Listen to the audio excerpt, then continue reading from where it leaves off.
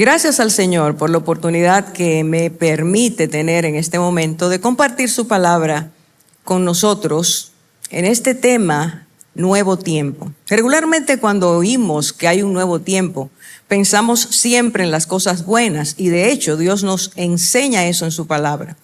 Y hoy quiero compartir algo muy especial que tiene que ver con lo que Dios nos ha dado para observar, entender, interpretar, discernir lo que Él desea para nuestras vidas.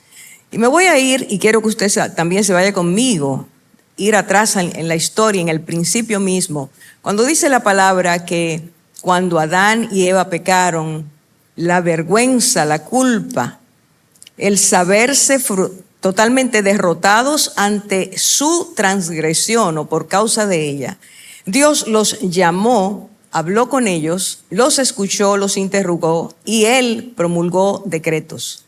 Esos decretos traían a ellos un nuevo tiempo. No era un tiempo agradable, era el tiempo que tendría sobre ellos continuamente, cotidianamente, el recuerdo de haber desobedecido a Dios.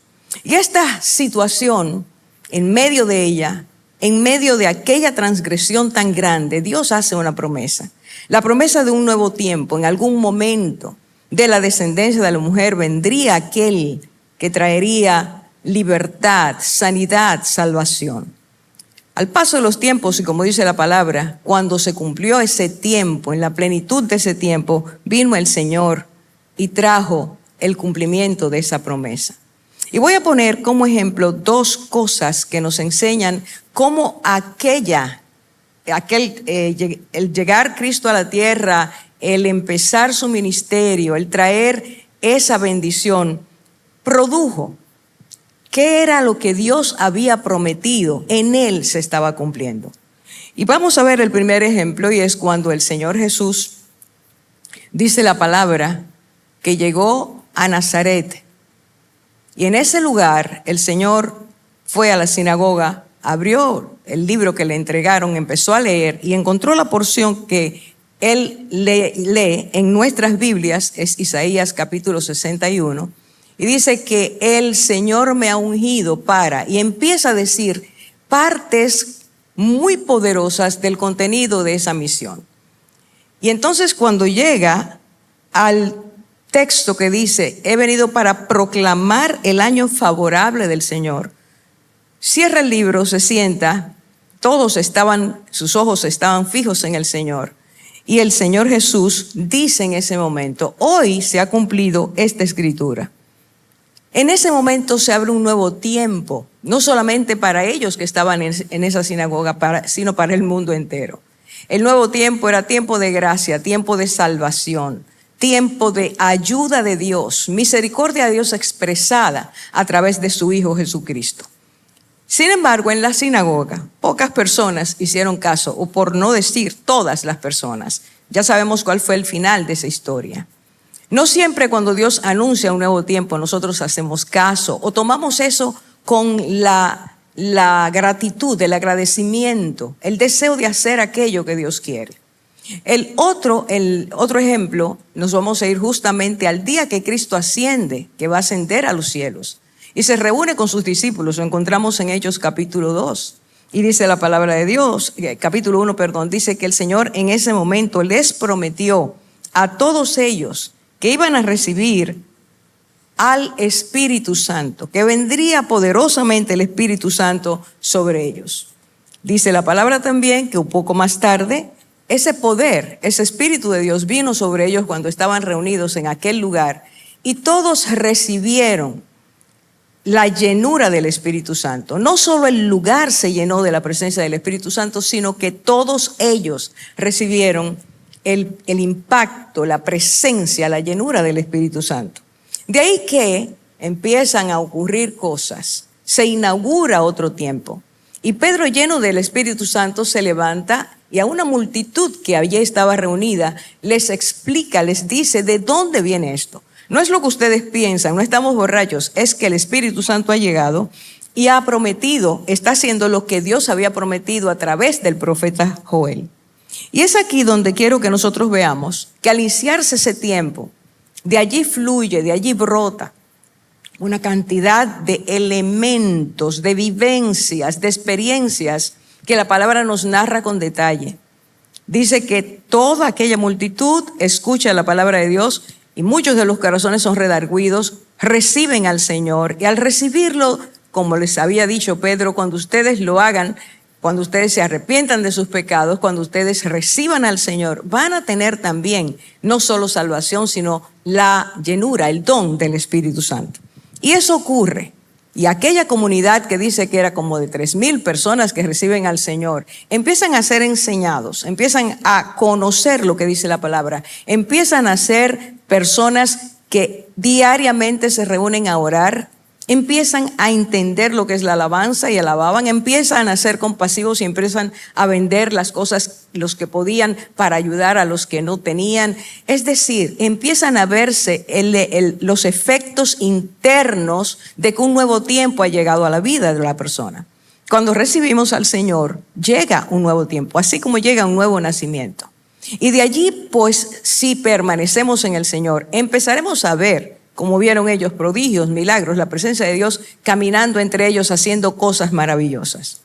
Pero también, y ahora vuelvo a Pedro, en su mensaje, dice la palabra, que él no solo dijo, va a pasar esto, Dios está haciendo esto, ustedes pueden recibir esto, y esas cosas, evidencias del nuevo tiempo empezaron, sino que Pedro habló de esto. Y quiero detenerme aquí por la importancia que tiene.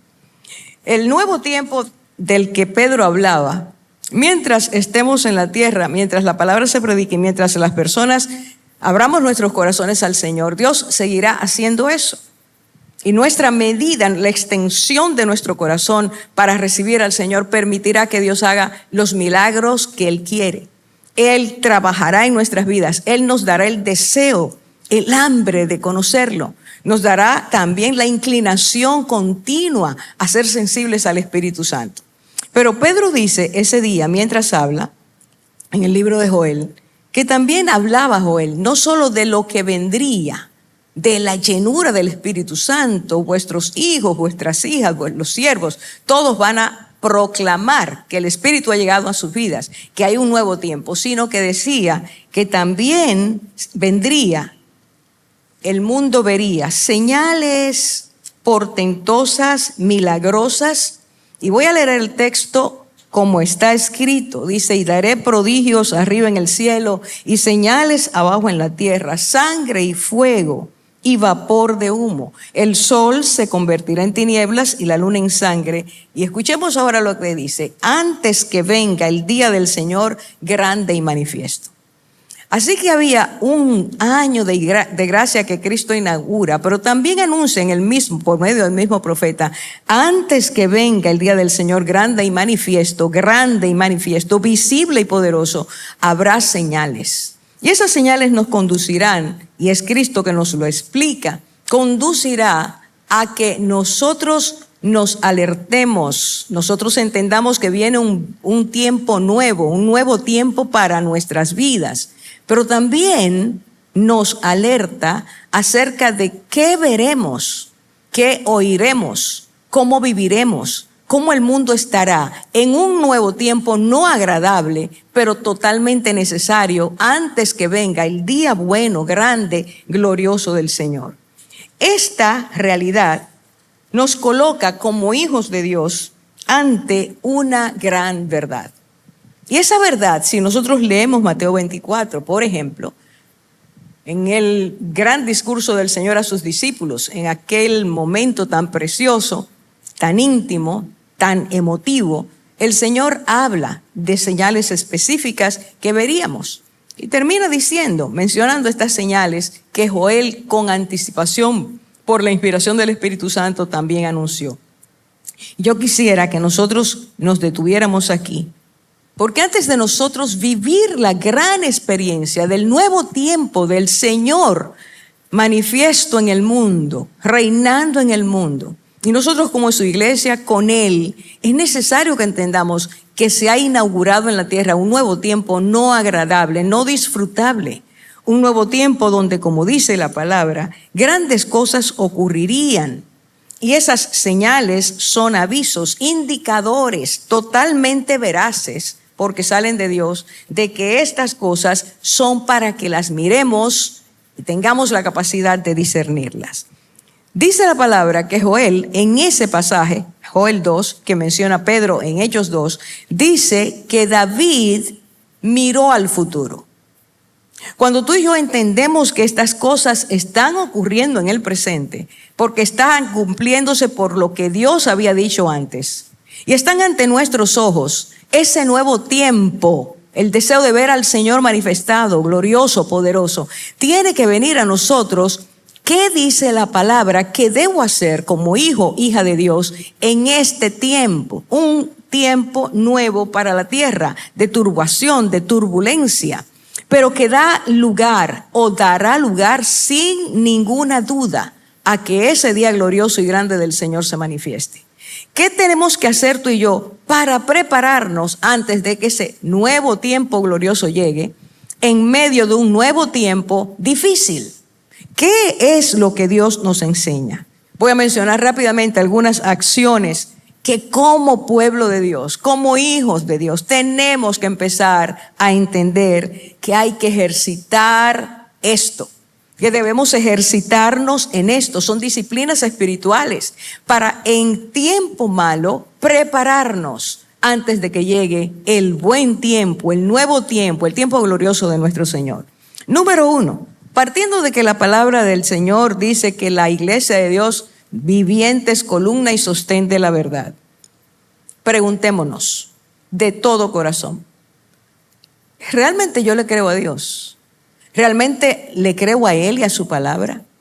¿Permito que esa palabra trabaje en mi corazón, me prepare me lleve de un lugar menor a uno mayor en gradación?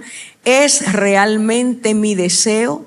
¿Estoy rindiéndome a Dios para que Él lo haga? Esa palabra que es viva y eficaz, porque viene del Dios viviente, va a hacer cambios radicales en mi vida. Los cambios que para Dios tú y yo necesitamos, cambio en nuestra manera de pensar, en nuestra manera de vivir, en nuestra manera de ser, en nuestra manera de hablar. Cambios que hagan la diferencia entre aquel que no es y aquel que es. Antes de que llegue ese buen tiempo nuevo y de favor y gracia para nuestras vidas, de plenitud de lo que es vivir la salvación. El Señor quiere que en este nuevo tiempo malo, vuelvo a repetir, previo a, tú y yo nos preparemos. La palabra de Dios tiene que ser nuestro fuerte, nuestra columna, nuestro sostén, porque esa palabra, tú y yo tenemos que declararla y tenemos que vivirla antes, modelarla antes, para que el mundo en tinieblas vea la luz de la palabra de Dios en nuestras vidas. Punto número 2, recuerdas continuamente, hazte la pregunta, lo que dice la palabra en cuanto a esto.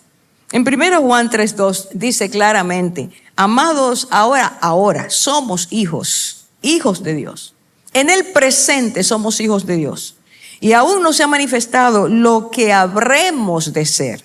Pero sabemos que cuando Él se manifieste, es decir, Jesús, en su día grande y glorioso, seremos semejantes a Él porque le veremos como Él es. Seremos semejantes a Él porque le veremos como Él es. En el día grande y glorioso, en ese nuevo tiempo, en ese futuro glorioso, dice la palabra que tú y yo veremos al Señor y seremos semejantes a Él. E inmediatamente dice, y todo el que tiene esta esperanza puesta en Él, se purifica así como Él es puro. Es decir, ver como vio David el futuro, lo que Dios le mostraba. Tú y yo somos llamados a ver ese futuro conforme a lo que la palabra nos enseña. Y ese futuro dice que debemos tener la certeza, la seguridad de esto que Dios ha dicho, a fin de que nos preparemos. Fíjese lo que dice, el que tiene puesta esta esperanza en Él, el que cree lo que la palabra dice, el que anhela que Cristo regrese, el que anhela entrar a esa puerta de gozo, de triunfo, de salvación, de verdad, que es el Cristo viviente delante de nosotros, se purifica. Piensa en eso. nos purificamos, buscamos la santidad, queremos la limpieza en la medida en que vemos que nuestro Salvador se acerca. En la medida en que nos damos cuenta que no podemos seguir viviendo como el mundo estila vivir, que ya no somos del mundo, que ahora somos, dice la palabra, hijos de Dios. Segunda disciplina, remarco, debemos entonces buscar la santidad, sin la cual, dice la palabra de Dios, no veremos al Señor. Nos preguntamos, ¿estamos buscando esa santidad? ¿Estamos anhelando la pureza en nuestras vidas? Eso es lo que Dios espera de ti, de mí, en este nuevo tiempo malo, antes de recibir, entrar, disfrutar a plenitud el nuevo tiempo de gracia. Tercer elemento, es parte de la intercesión del Señor Jesús ante el Señor cuando estaba con sus discípulos, un poquito antes de irse al Getsemaní. Y dice la palabra de Dios que el Señor oró para que todos sean uno, como tú, oh Padre, estás en mí, yo en ti, que también ellos estén en nosotros para que el mundo crea que tú me enviaste. Juan 17:21.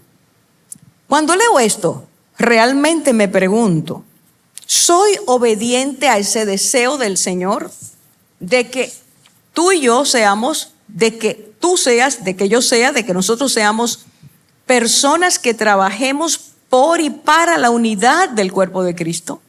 ¿Estamos colaborando con este deseo del Señor? ¿Realmente queremos ser uno en Cristo?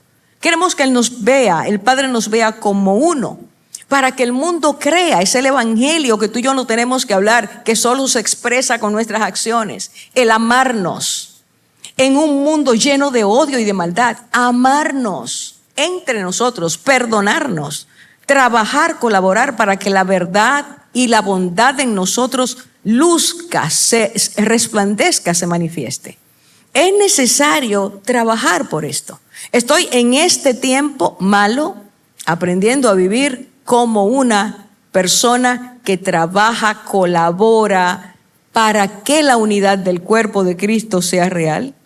La iglesia, en cuarto lugar, entendida en los tiempos, debe ser esa de ahora. Ahora, antes de que venga el tiempo de gracia, en este tiempo malo, tú y yo tenemos que ser personas entendidas en los tiempos. Te pregunto, tú y yo percibimos los cambios geopolíticos bruscos y engañosos que estamos mirando todos los días en cualquier punto de la tierra. Estamos mirando el levantamiento en contra de Jehová y su ungido, como dice Salmo 2.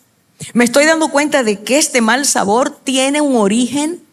Entiendo que debo ser una persona entendida en los tiempos, como los hijos de Isaacar, para que en este tiempo nuevo, malo, pueda ser a través del Espíritu Santo alguien que pueda enseñarle a los otros cómo se lee una noticia en el día de hoy. ¿Qué debo creer, qué no debo creer? ¿Qué debo filtrar, qué no debo filtrar?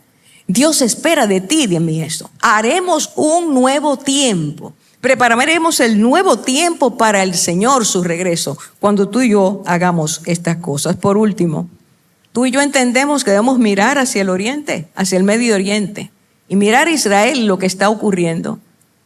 El reloj de Dios está por ahí. El Señor nos ha dicho en su palabra que miremos la higuera. A ti y a mí como iglesia de Dios en este tiempo malo nos pertenece. Somos llamados a mirar hacia allá, orar por esa nación para que se vuelvan a Dios y para que el Señor en su gracia y misericordia toque sus corazones, ellos respondan a Dios y nosotros oremos para que el plan de Dios sea realidad en sus vidas. Y oremos para que las naciones de la tierra entiendan que Dios tiene un plan con esta nación. Dios dice que es necesario que tú y yo en este tiempo nuevo, no agradable, seamos portadores de su gracia, de su verdad, de su luz, de su esperanza, para que el año de gracia de Dios que inicia Cristo, que terminará con su regreso en ese día malo, cuando juzgará la tierra, tú y yo seamos parte de aquellos que disfrutamos el nuevo tiempo de Dios. El Señor te bendiga, escucha esta palabra, hazle caso. El Señor guarde tu vida.